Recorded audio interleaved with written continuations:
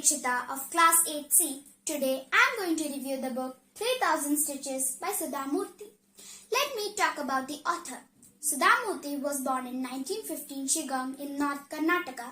She is the chairperson of the Infosys Foundation, a writer in English and Kannada, has written short stories, novels, travelogues and many more. In this book written by her consists of 11 different short stories based on her real-life incidents. The title of the book, 3000 Stitches, is the first story.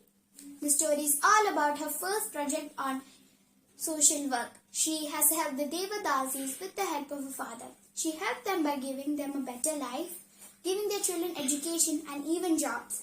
Years passed by, the Devadasis had even started their own bank. In order to thank her, the Devadasis had given a gift, a hand-stitched bedspread. All the 3000 Devadasis had stitched some or the other part of it, containing 3000 stitches, and that's how the story ends. Now, I would like to talk about one of my favorite stories from this book. It is the third story, Food for Thought. The story starts off Sudha Murthy going to her friend's house for lunch.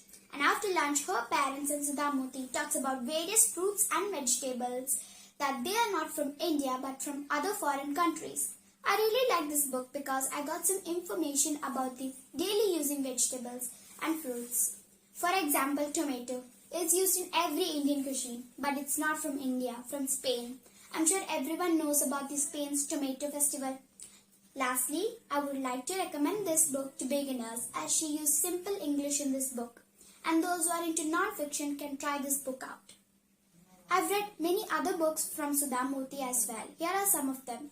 Wise and Otherwise, The Upside Down King, How I Taught My Grandmother to Read Stories, and many other stories. There are plenty other books that I want to try. Thank you. Namaste to all. I am Bhavan from Class 8C. Today I am here to speak a few words about a book that I read very recently. Around the World in 80 Days. Around the World in 80 Days is a French novel originally written by Jules Verne, published in 1873. The story is all about a bet given to Phileas Fogg by his friends at the Reform Club. The main male protagonist, Phileas Fogg, is said to be a mysterious young man who is a daily visitor at the Reform Club. He dismissed his old servant for bringing him shaving water 2 degrees too cold. His new servant was a Jean Passepartout. During a conversation at the Reform Club, Phileas Fogg claimed that we can travel around the world in 80 days. His friends laughed at him and put a bet on £20,000. Phileas Fogg and his servant Passepartout sets out the next day itself to win the £20,000. Detective Fix, appointed by the London police, also chases the boat. Why is Phileas Fogg so quiet? Will Phileas Fogg win the bet? Why is Detective Fix chasing the boat? These are the mysteries that are unraveled while the story continues. The book also describes the various places through which they traveled. I recommend this book to all those who love to read adventurous stories. Thank you.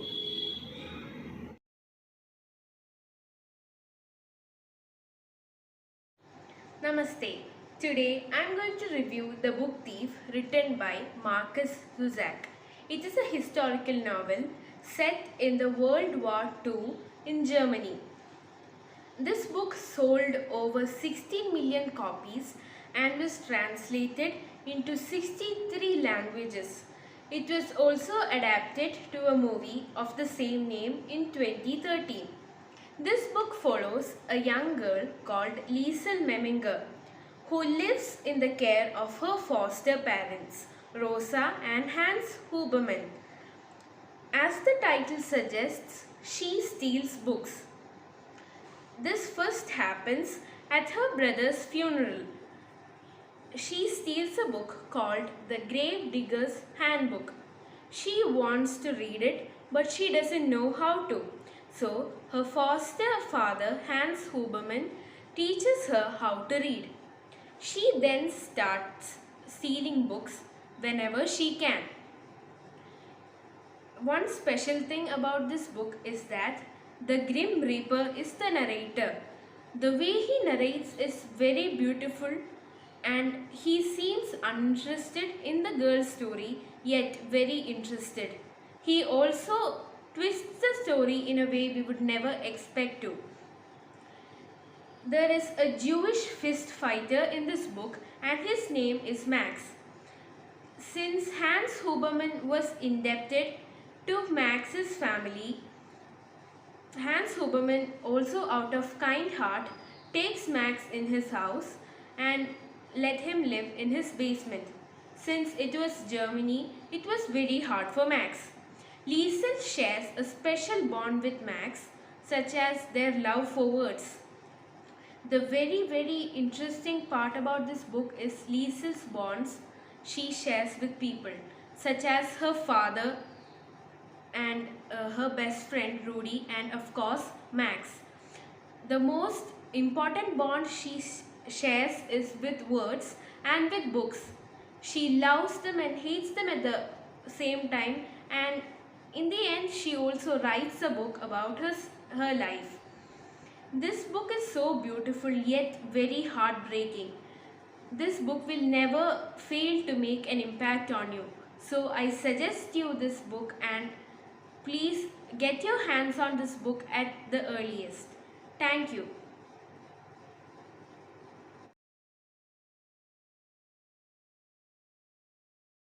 Respected teachers and my dear friends, I am Dimnaran S of 8C. Today I am standing before you to review a book that I have read, and that book is none other than Figo to the Demon's Rock, 19th edition, a famous 5 series of books, and that book is this book. This book was written by a famous author named Enid Blyton. I like this book because this book is full of suspense and thrilling. We will think what will happen next, what will happen next. This book will provide a lot of information about the lighthouse, how to live in the lighthouse, and the funny things that will happen in the lighthouse. The characters in this book are Julian, Dick, and George, Timmy, which is George's loyal dog, Tinker, Mischief. Mischief is a little monkey of Tinker. The side characters are Jonah, Professor Hailing, Uncle Quentin, Aunt Fanny, Jeremiah Boogle, Constable Sharp, etc. And the villains are Abisner and Jacob. And the character I like most in this book is Julian, because he is so bold and he risks his life for his friends. My brother insisted me to read this book. This book has so many thrilling things in this book. The most thing I liked in this book is that they go to the lighthouse and go to a demon's rock in that for a cave. For in that case, they went and found out something mysterious that Mischief had found out. That thing is, you read and find out. I insist you so much that this book is so much of amazing and thrilling things that I please say again, read this book. You will love this book. I say it again and again. This is the best book I have ever read in my life. So thank you.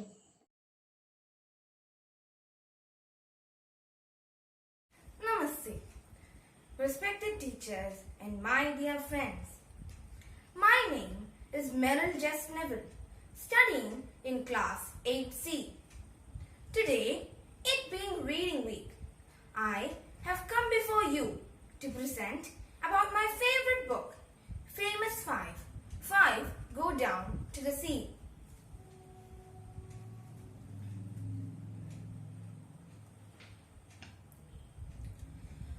Why would anyone deliberately lure sailors onto the dangerous Cornish rocks along the coast at night? Who is flashing lights from the old tower in the wild and stormy weather? Can the famous five uncover the truth? before somebody gets hurt. This is a book series of 21 books, and this is the 12th book of the series. Like this book, every book is equally interesting.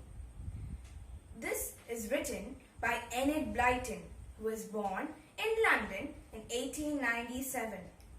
Her books feature children getting into all sorts of adventure, exploring faraway places and solving mysteries. The hallmark of her stories are teamwork, friendship, fantasy and fun. In this book, the famous five, who are Julian, Dick and Anne, with their cousin George and Timmy, her dog, go to Tremanon Farm, where they have a grand adventure with the Penruthlins. I love this book because it is adventurous and full of mystery.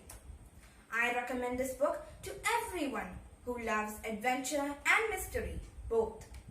With this, I am concluding my book review. Have an amazing reading week ahead. Thank you.